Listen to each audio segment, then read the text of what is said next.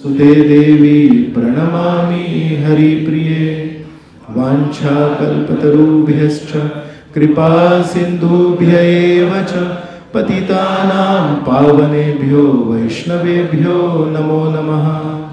नमो विष्णुपादाय कृष्णपृष्ठाय भूतले श्रीमते भक्तिवेदांत स्वामिनिति नामिने। नमस्ते सारस्वते देवे गौरवाणी प्रचारिणे निर्विशेष शून्यवादी पाश्चात्य देशतारिणे। जय श्री कृष्ण चैतन्य प्रभु नित्यानंद श्री अद्वैत गदाधर श्रीवासदि गौरभक्तवृंद।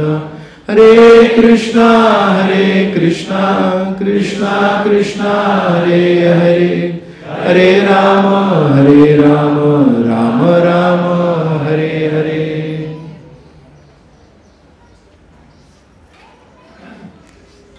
हरे कृष्णा। सर्व भक्तांचं खूप खूप स्वागत। श्रीकृष्ण भगवद्गीतेत म्हणतात, मनुष्याणाम सहस्रेषु कश्चिद यतति सिद्धये यततामपि सिद्धानाम कश्चिन माम वेत्ती तत्वतः।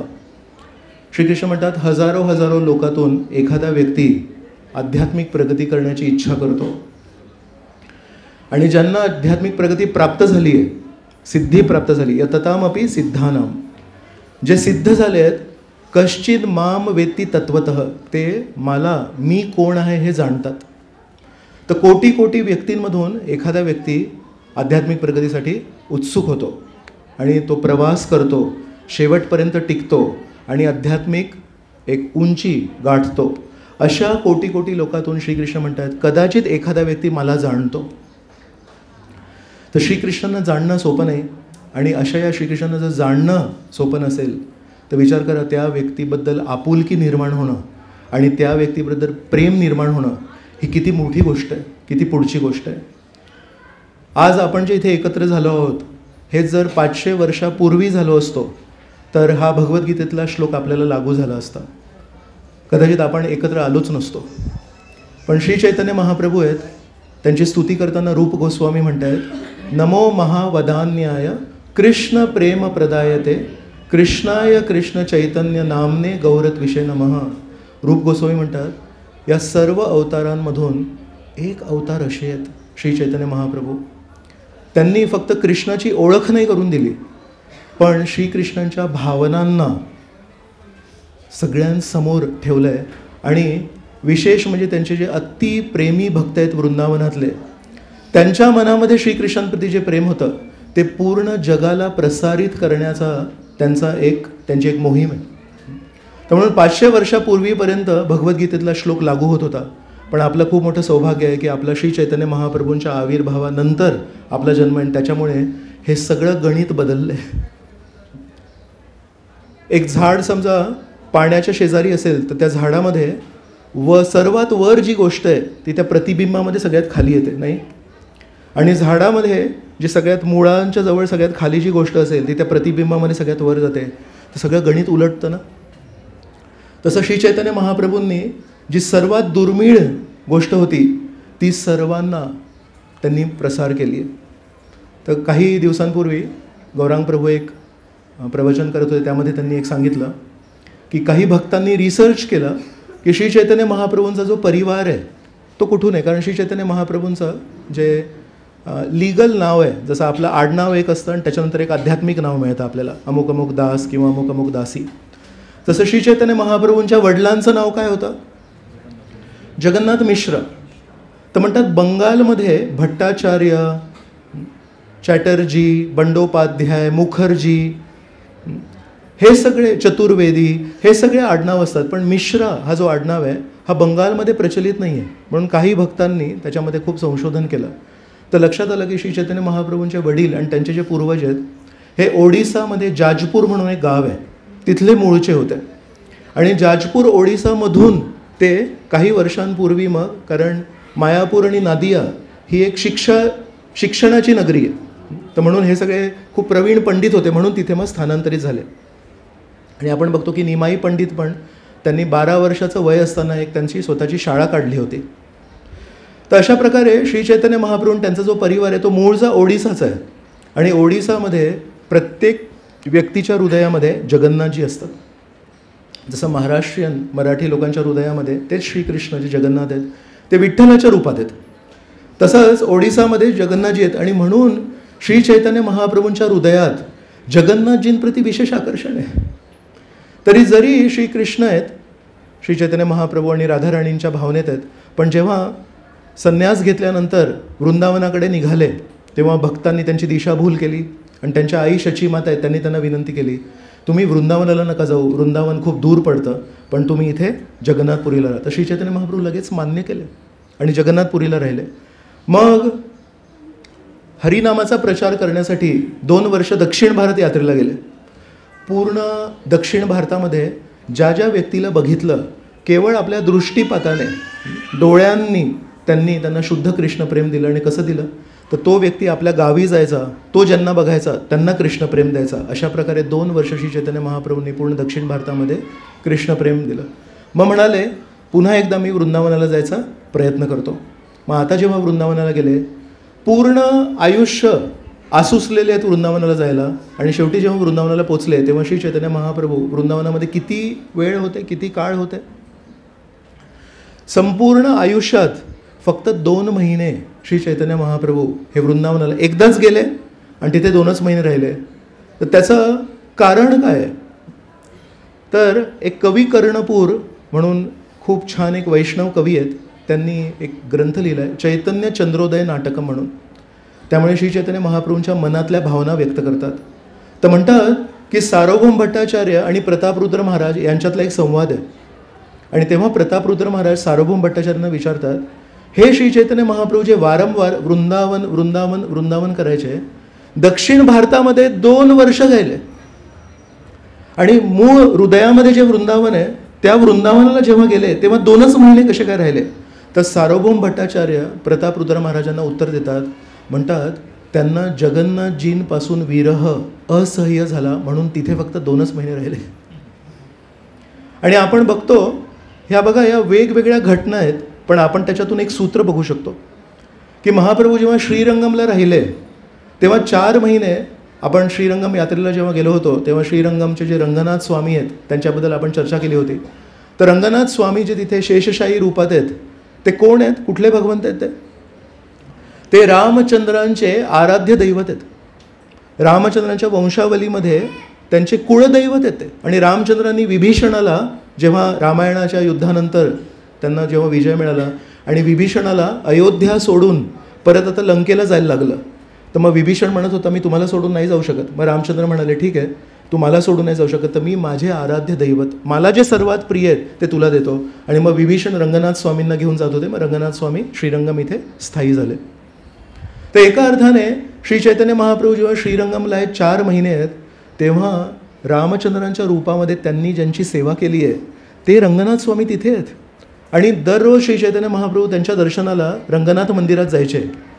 पण तरी पण श्री चैतन्य महाप्रभूंना सहन नाही झालं, जगन्नाथजींची आठवण त्यांना सहन नाही झाली. म्हणून श्रीरंगम इथे असताना रंगनाथ स्वामींची स्वयं साक्षात रामचंद्रांद्वारी पूजित मूर्ती असताना श्री चैतन्य महाप्रभूंना तो विरह सहन नाही झाला. म्हणून स्वतःच्या हातांनी श्री चैतन्य महाप्रभूंनी त्यांच्या संपूर्ण जीवनामध्ये फक्त 3च मूर्ती स्थापित केल्या आहेत. 48 वर्ष श्री चैतन्य महाप्रभू या जगात होते आणि प्रेम अवतार श्री चैतन्य महाप्रभू आहेत. त्यांनी अजून कुठली मूर्ती स्थापित नाही केली. पण श्री चैतन्य महाप्रभूंनी श्रीरंगममध्ये रंगनाथ स्वामींच्या उपस्थितीत ते असताना पण स्वतःच्या हातांनी जगन्नाथ, बलदेव आणि सुभद्रा यांची मूर्ती स्थापित केली. तर म्हणून त्यांचं घर ओडिसाचं आहे.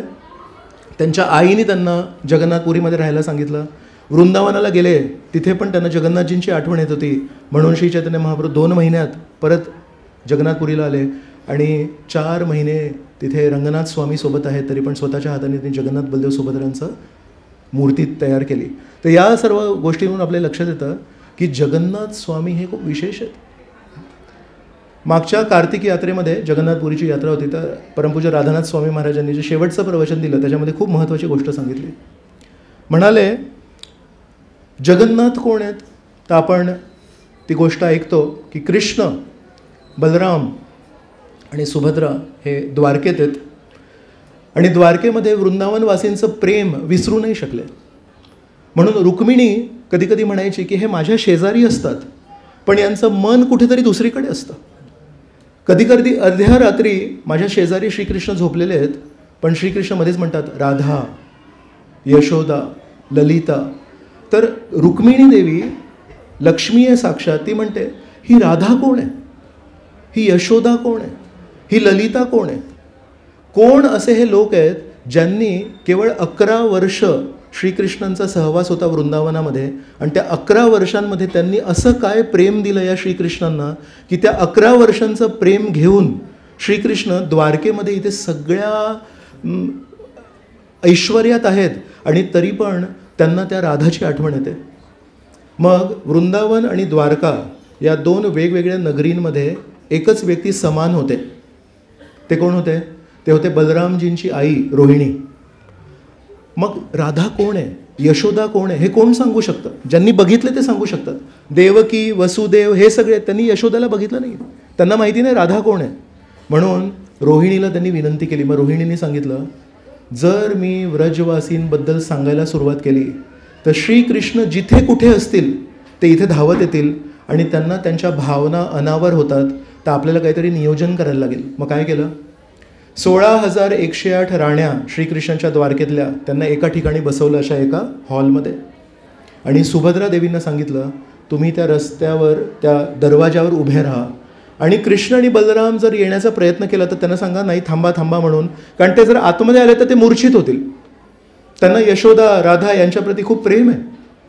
तर अशी ही कथा सुरू झाली. रोहिणी हे राधा कोण आहे, यशोदा कोण आहे हे सांगायची कथा सुरू करतात आणि सुभद्रा देवींना त्या दरवाजावर उभं केलं. आणि जेव्हा केव्हा कुठेही राधा राणीबद्दल कोणी सांगेल श्रीकृष्ण तिथे आकर्षित होतात. मग कृष्ण आणि बलरामला कळलं की राधा राणींबद्दल कोणतरी सांगताय तर तिथे आले.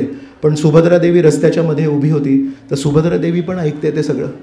तर सुभद्रा देवींचे पण डोळे मोठे झाले. कृष्ण आणि बलराम सुभद्रा देवीच्या शेजारी उभे राहिले आणि म्हणतात आम्हाला जाऊ द्या आतमध्ये, आम्हाला जाऊ द्या, यशोदा माईबद्दल सांगते रोहिणी माता, आम्हाला जाऊ द्या.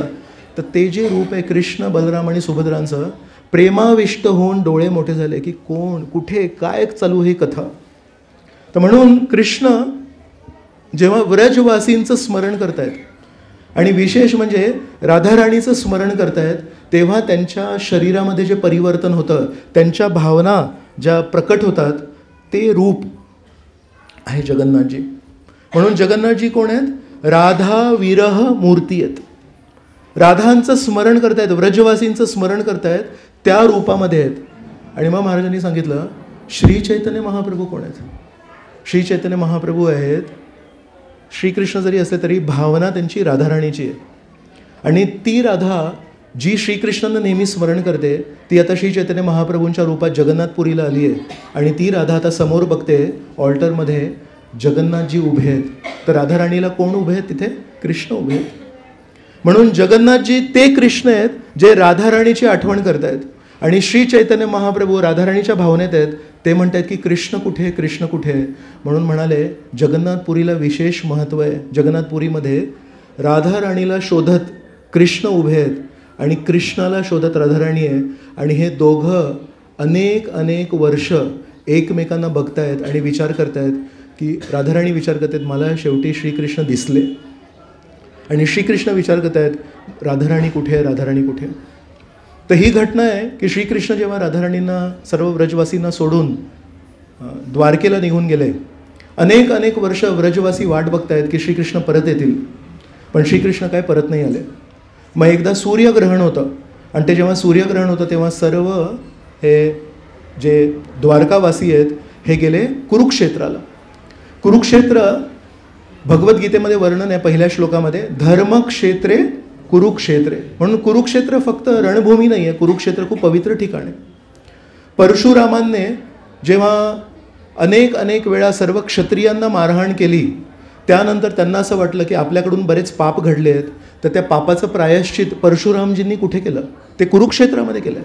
तर कुरुक्षेत्र खूप पवित्र भूमी आहे आणि या पवित्र भूमीमध्ये सूर्यग्रहणाच्या वेळेस सर्व द्वारकावासी तिथे पोचलेत. तर ही खबर पोचली व्रजवासींपर्यंत आणि व्रजवासी म्हणतात आम्हाला श्रीकृष्ण भेटू नाही शकले, पण आम्ही श्रीकृष्णांना भेटायला कुरुक्षेत्राला जाऊ शकतो. मग सर्व व्रजवासी श्रीकृष्णांचं दर्शन घेण्यासाठी कुरुक्षेत्राला गेले आणि कुरुक्षेत्राला जाऊन बघतायत, इथे आमचे ते गावातले सिंपल जे श्रीकृष्ण आहेत, जे एक फेटा बांधतात, एक मोर पंख लावतात आणि गळ्यामध्ये वनमाला घालतात, ते श्रीकृष्ण इथे एका राजकुमाराच्या रूपात आहेत. ते श्रीकृष्ण इथे मोर मुकुट किंवा फेटा नाही आहे, इथे सोन्याचं मुकुट आहे. त्यांच्या गळ्यामध्ये वनमाला नाही आहे, त्यांच्या गळ्यामध्ये मोत्यांचे हार आहेत, सोन्याचे हार आहेत.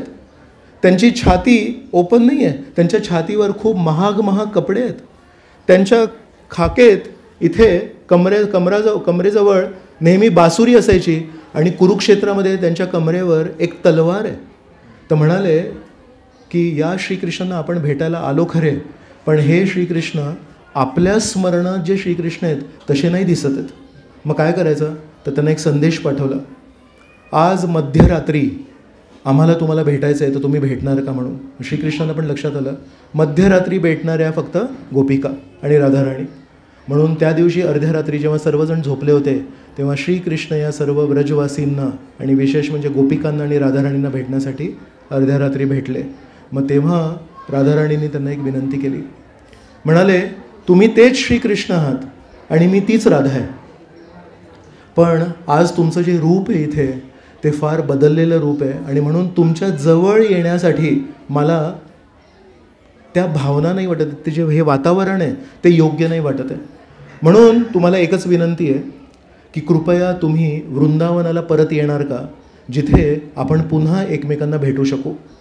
आणि मग सर्व गोपिका ज्या आहेत, ललिता, विशाखा, यांनी मानसिक एक रथ तयार केला आणि त्या रथावर श्रीकृष्णांनी उत्तर नाही दिलं या विनंतीचं, मी येऊ की नाही येणार. श्रीकृष्ण फक्त हात जोडून तिथे उभे आहेत आणि म्हणत आहेत, काही लोक जेव्हा आपल्याला शुद्ध प्रेम करतात तर त्या प्रेमाचं उत्तर पण देणं अपमान ठरतं.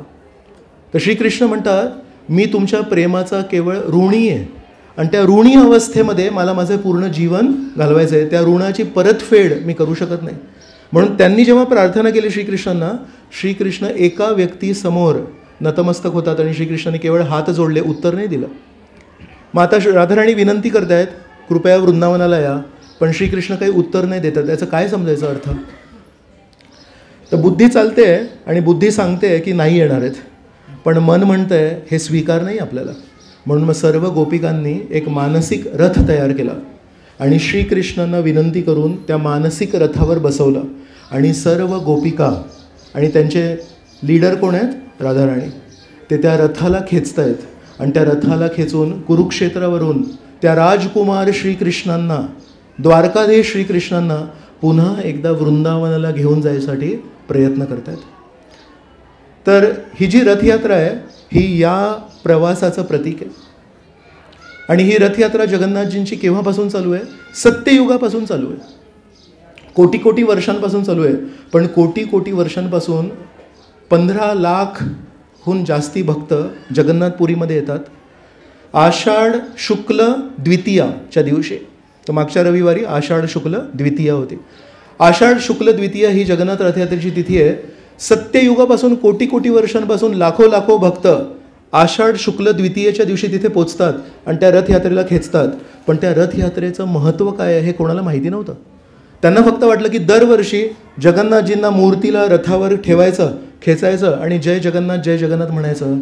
हे कोटी वर्षांनंतर आता जेव्हा श्री चैतन्य महाप्रभू आले, तेव्हा श्री चैतन्य महाप्रभूंनी या रथयात्रेमागचा जो खूप खोल भावनिक गाभा आहे, जो आध्यात्मिक त्याचा जो स्तर आहे, की या रथयात्रेमध्ये भाग घेणं म्हणजे श्रीमती राधाराणीच्या दासींना आपण दासी बनणं, आपण दास बनणं आणि राधाराणी श्रीकृष्णांना विनंती करून वृंदावनाला घेऊन चालले आहेत, त्यांच्या त्या प्रयत्नांना आपण सहाय्य करणं.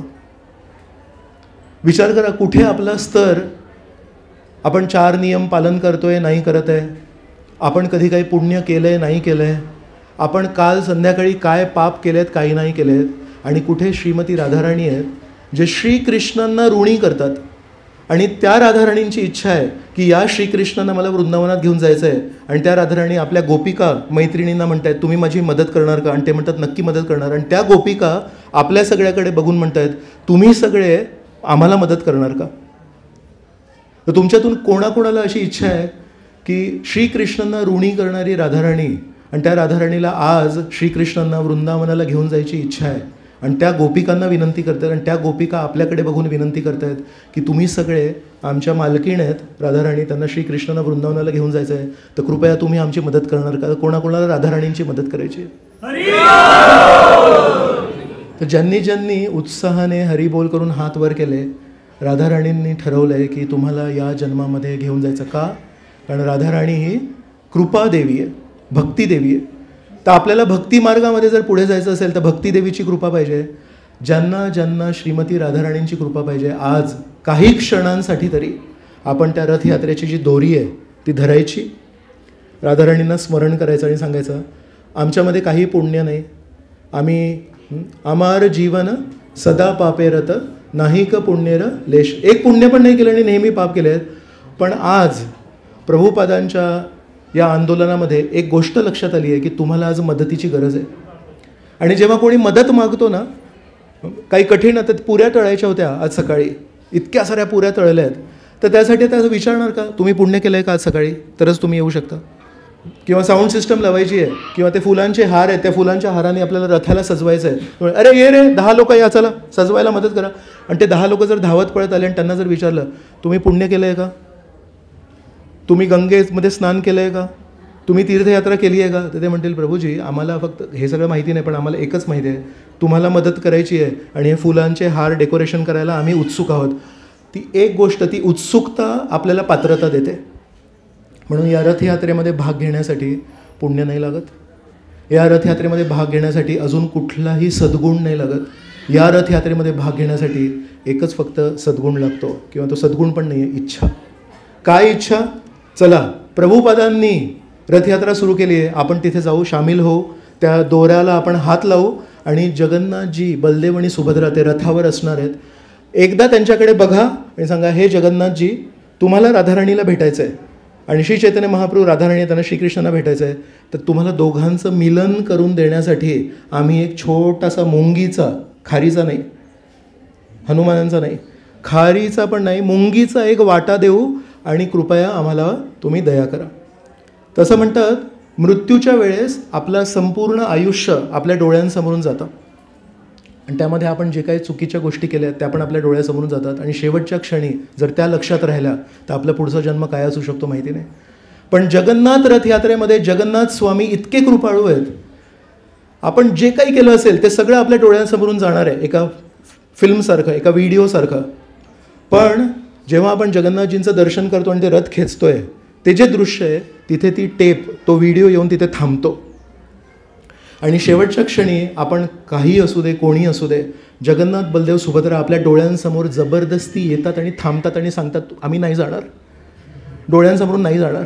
आणि शेवटच्या क्षणी जगन्नाथ बलदेव सुभद्रांचं, त्यांचे पण डोळे असे ओपन आहेत, त्यांच्या डोळ्यांना पापण्या नाही आहेत, तसं आपले पण डोळे मोठे होऊन आपण जर जगन्नाथ बलदेव सुभद्रांचं दर्शन केलं तर आज आपल्याला ते सौभाग्य लाभणार आहे, जेणेकरून मृत्यूच्या वेळेस आपल्याला पण जगन्नाथ बलदेव सुभद्रा लक्षात येतील आणि आपण काही आपल्यामध्ये सद्गुण नसताना, आपली काही पात्रता नसताना आपण श्रीकृष्णांच्या भगवतधामी जाऊ शकतो. तर हे जगन्नाथ स्वामी कोणाला हे दान द्यायला तयार आहेत, भक्तांना देत आहेत. आणि समजा आपण आता इथून बाहेर जाऊ तर कोणी रस्त्यावर माणूस असेल, तो म्हणेल की मी पण खेचू का थोडंसं, काय लागतं खेचण्यासाठी, तिथे यायचं, दोराला खेचायचं आणि थोडंसं खेचायचं बस, आणि महाप्रसाद पण मिळतो. असंख्य लोक आज भगवतधामी जाण्याचं तिकीट फाडू शकतात. आणि हे कुठे असं प्रायव्हेट इन्फॉर्मेशन नाही आहे आणि याच्यासाठी कोणाकडून काही देणगी नको आहे, फक्त एकच पाहिजे, उत्साहाने, आनंदाने स्मरण करा की हे कृष्ण आहेत, राधाराणींना बघण्यासाठी असे डोळे त्यांचे मोठे झाले आहेत आणि आपण त्यांची भेट करून देणार आहोत. कोणीही व्यक्ती, तुमचा मित्र, तुमचा भाऊ, आता पण फोन करा आणि सांगा अर्ध्या तासाने ये तिकडे, प्रवचन सोडून दे, प्रसाद सोडून दे, पण तिथे ये आणि त्या रथाला 2 मिनिटासाठी का होईना खेच आणि भगवतधामी जाण्याचं तुझं जे तिकीट आहे ते आजच फाडून टाक, निश्चित करून टाक. RAC पण नाही आणि वेटिंग लिस्ट पण नाही, कन्फर्म तिकीट आहे. तर श्रील प्रभुपाद आहेत, श्रील प्रभुपादांनी सॅन फ्रान्सिस्कोमध्ये पहिली रथयात्रा केली आणि आपण बुधवारी जेव्हा संध्याकाळी प्रवचन ठेवलं त्याच्यामध्ये त्याच्यावर चर्चा केली. त्याच्यानंतर श्रील प्रभुपादांनी मॉन्ट्रियल, न्यूयॉर्क, लंडन, जगातल्या सर्व प्रमुख शहरांमध्ये रथयात्रा सुरू केली. आणि प्रभुपादांनी पण त्यांच्या वयाच्या 8 वयापासून नेहमी विचार करत होते की जगन्नाथपुरीला मला जायचं आहे, जगन्नाथपुरीला जायचं आहे. आणि पहिल्यांदा श्रील प्रभुपाद जेव्हा त्यांचं वय होतं 24, तेव्हा श्रील प्रभुपादांची जे BA डिग्री करत होते, शेवटचा पेपर ज्या दिवशी संपला त्या दिवशी रात्री 1 दिवस पण थांबले नाही कलकत्त्यामध्ये. त्या दिवशी रात्रीची ट्रेन पकडून लगेच जगन्नाथपुरीला गेले. 24 वर्ष श्रील प्रभुपाद विचार करत आहेत जगन्नाथजींचं दर्शन करायचं आहे, जगन्नाथजींचं दर्शन करायचं आहे. आणि 8 वर्ष वय असताना त्यांनी स्वतः रथयात्रा पण आयोजित केली होती. तर म्हणून एक आहे श्री चैतन्य महाप्रभूंचं तो आसुसलेले तो मूड, आणि दुसरं आहे की श्रील प्रभुपाद पण 24 वर्षांपर्यंत वाट बघतायत जगन्नाथजींचं कधी दर्शन होईल. आणि जेव्हा जगन्नाथजी त्यांना अमेरिकेमध्ये दिसले तेव्हा त्यांनी म्हणाले या जगन्नाथजींना आपल्याला पूर्ण जगभर प्रचार करायचा आहे. तर जगन्नाथपुरीमध्ये श्री चैतन्य महाप्रभूंना दर्शन मिळालं. श्री चैतन्य महाप्रभू जगन्नाथपुरीत गेले, त्यांची मूर्ती स्थापित केली.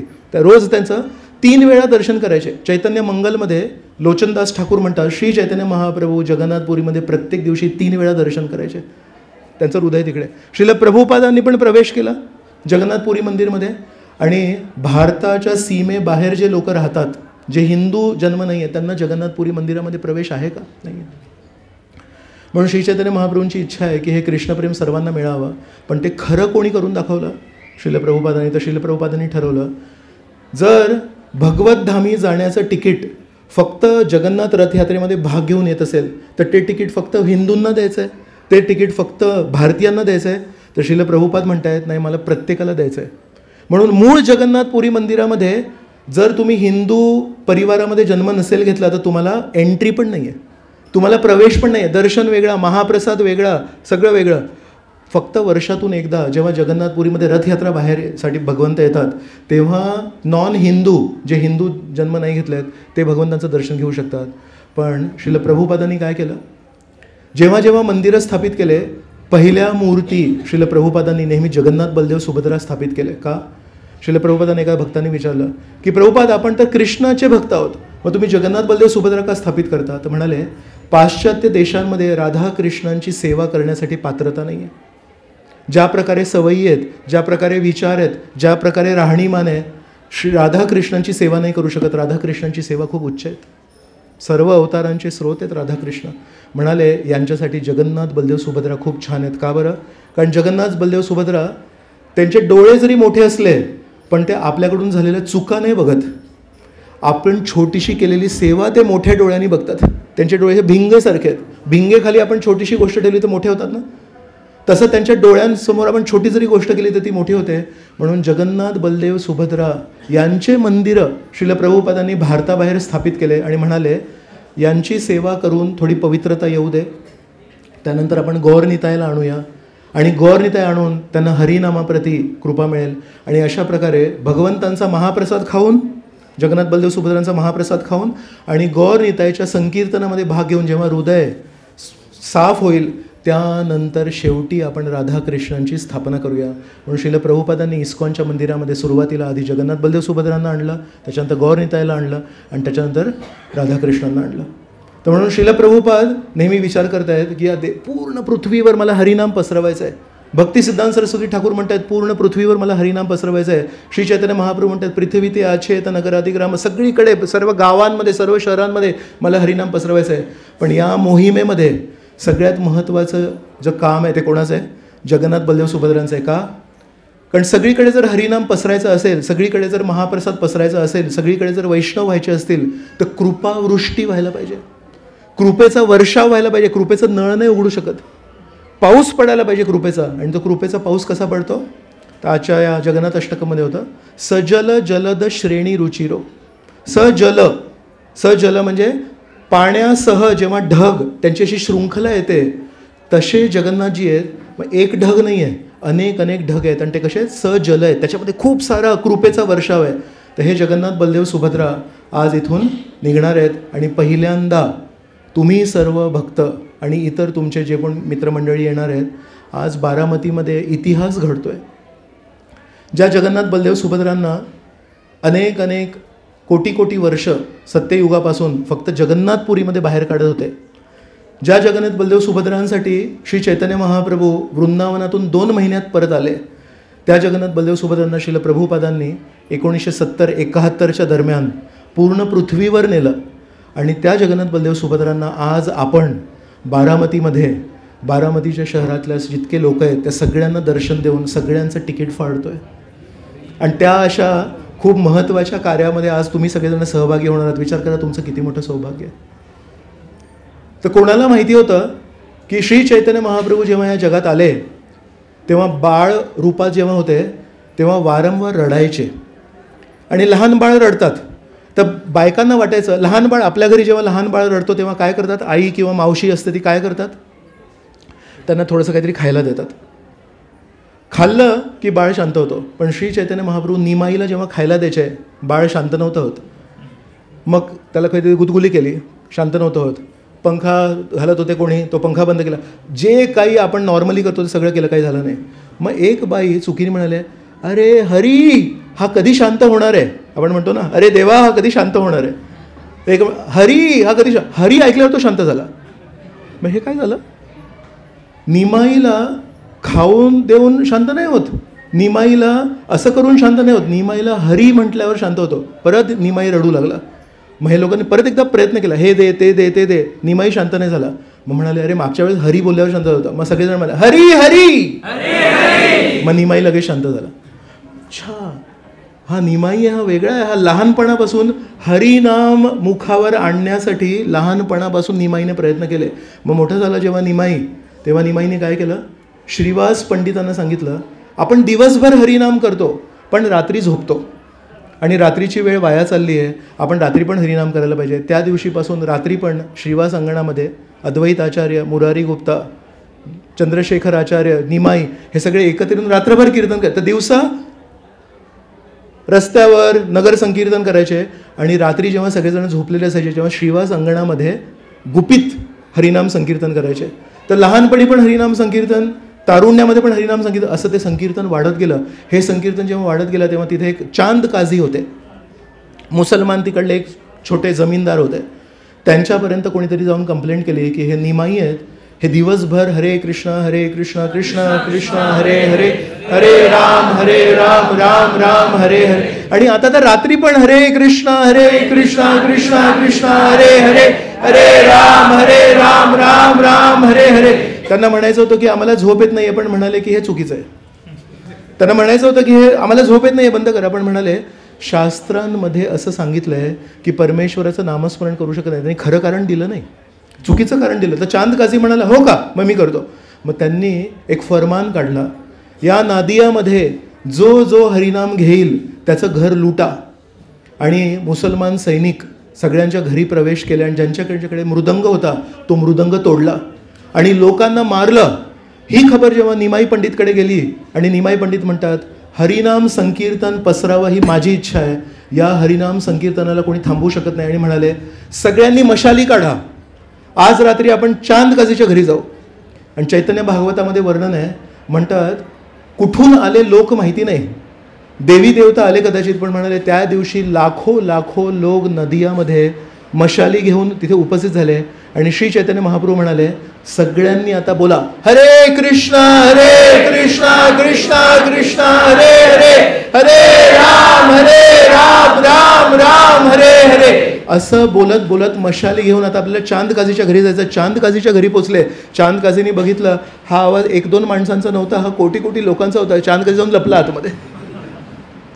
हे जे लोक होते यांना लक्षात आलं की चांद काझी घाबरला, तर म्हणाले चला आपण याचं घर जाळून टाकूया. महाप्रभू म्हणाले नाही, आपण हिंसा करायला नाही आलो आहोत, आपण हरिनाम संकीर्तनाची स्थापना करायला आलो आहोत. श्री चैतन्य महाप्रभूने एका भक्ताला आतमध्ये पाठवलं आणि चांद काझीला बाहेर बोलवलं.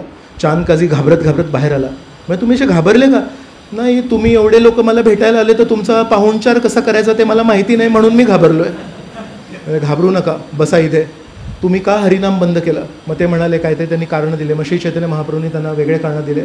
आणि मग चांद काझीला लक्षात आलं की त्याच्याकडून खूप मोठी चूक झाली होती.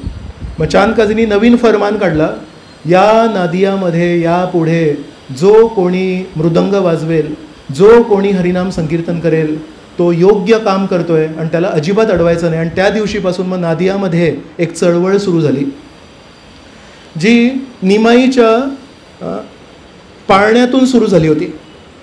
निमाईच्या पाळण्यातून जी सुरू झाली होती, जी श्रीवास अंगणापर्यंत पोचली होती आणि जी चांद काझीच्या घरापर्यंत पोचली होती, ती लहानशी एका गावातली चळवळ त्या दिवशी विस्तार व्हायला सुरुवात झाली. आणि ती विस्तार होत होत जगन्नाथपुरीपर्यंत पोचली. जगन्नाथपुरी नंतर मग पूर्ण दक्षिण भारतात पोचली, वाराणसीला पोचली आणि मग नंतर वृंदावनाला पोचली. आणि नंतर भक्तिसिद्धांत सरस्वती ठाकूरांनी ती चळवळ जी पाळण्यात सुरू झाली होती ती ब्रह्मदेशापर्यंत घेऊन गेले, बर्मापर्यंत घेऊन गेले. आणि त्यांचे सगळ्यात प्रमुख शिष्य AC भक्तिवेदांत स्वामी श्रील प्रभुपाद त्या चळवळीला Europe, Australia, Africa, America, south America सगळीकडे घेऊन गेले. आणि ती चळवळ जी पाळण्यात सुरू झाली होती ती आज पूर्ण जग फिरून बारामतीपर्यंत पोचली. विचार करा, हे किती अनआकलनीय आहे. आणि या अशा अनआकलनीय पसरणाऱ्या या चळवळीमध्ये आपल्या सर्वांना भाग घेण्याचा आपल्याला एक संधी मिळते. तर म्हणून आज आपण श्री चैतन्य महाप्रभूंना स्मरून, श्री चैतन्य महाप्रभूंची इच्छा होती की हरिनाम पसरायला पाहिजे आणि श्री जगन्नाथजींच्या चेहऱ्यातून जो कृपेचा वर्षाव होतो तो प्रत्येक गावामध्ये, प्रत्येक शहरामध्ये पसरायला पाहिजे. ते त्यांचे विचार, ती त्यांची भावना श्रील प्रभुपादांनी हातात घेतली आणि आपल्या सर्व शिष्यांना त्यांनी आदेश दिला आहे, सर्व गावांमध्ये, सर्व शहरांमध्ये जगन्नाथ रथयात्रा व्हायला पाहिजे. आणि श्रील प्रभुपादांच्या या इच्छेला पूर्ण करण्यासाठी आज आपण सगळे एकत्र येऊन इथे बारामतीमध्ये करतोय. तर आपण श्रील प्रभुपादांना एक धन्यवाद बोलूया, श्री चैतन्य महाप्रभूंना त्यांचा प्रणाम मंत्र म्हणून धन्यवाद करूया. आणि त्यांच्या या कार्यामध्ये, राधाराणींना मदत करण्याच्या भावनेमध्ये आज या रथयात्रेमध्ये भाग घेऊया. आणि मुखामध्ये इतर काहीही न बोलता केवळ हरे कृष्ण कृष्ण कृष्ण हरे हरे, हरे राम राम राम हा महामंत्र बोलूया. आणि जे लोक कदाचित घरातून खाली उतरत पण नाही आहेत, त्यांना अजूनही वाटतंय हे काय चाललंय, हे काय आहेत, कोण आहेत, त्यांच्या कानांमध्ये आपण हरिनाम पोच करूया, जेणेकरून पुढच्या वर्षी ते म्हणतील ते मागच्या वर्षी काय होतं, जुलै महिन्यामध्ये तुम्ही लोक सगळे आले होते आणि खूप सुंदर नृत्य करत होते आणि खूप सुंदर हरिनाम करत होते आणि खूप सुंदर सगळ्यांना महाप्रसाद वाटप करत होते. आणि कोण चांगला, कोण वाईट, कोण शुभ, कोण अशुभ, कोण पापी, कोण पुण्यवान हे बघत नव्हते. आणि सगळ्यांना विनंती, अहो 2 मिनटं या, अहो 2 मिनटं रथाला घ्यायचा, अहो 2 मिनटं घ्यायचा, आम्हाला पण भाग घ्यायचा आहे. तर ती परिस्थिती निर्माण करण्यासाठी पुढच्या वर्षी बारामतीमध्ये 1 लाख लोक रथयात्रेमध्ये भाग घेण्यासाठी आज आपल्याला बीजारोपण करायचं आहे. श्रील प्रभुपादांना आपण प्रणाम मंत्र बोलूया, श्री चैतन्य महाप्रभूंचा प्रणाम मंत्र बोलूया आणि आपण उत्साहाने, आनंदाने या रथयात्रेला सुरुवात करूया. तुम्ही सगळेजण तयार आहात? नमो ओम विष्णुपादाय कृष्ण प्रेष्ठाय भूतले श्रीमते भक्ति वेदांत स्वामी इति नामिने. नमस्ते सारस्वते देवे गौरवाणी प्रचारिणे निर्विशेष शून्यवादी पाश्चात्य देशतारिणे.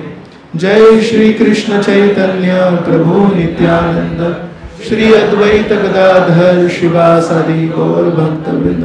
नमो महावदान्याय कृष्ण प्रेम प्रदायते कृष्ण चैतन्य नामने गौरत्विषे नमः. पंचतत्वात्मकं कृष्णं भक्तरूप स्वरूपकं भक्तावतारं भक्ताख्यं नमामि भक्तशक्तिकम्.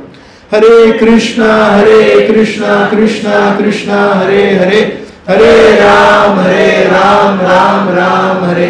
जय श्री जगन्नाथ बलदेव सुभद्रा मैया की जय, श्री सुदर्शन जी की जय, श्री जगन्नाथ बलदेव सुभद्रा मैया सुदर्शन जी रथ यात्रा महामहोत्सव की जय. निताय गौर प्रेमानंदे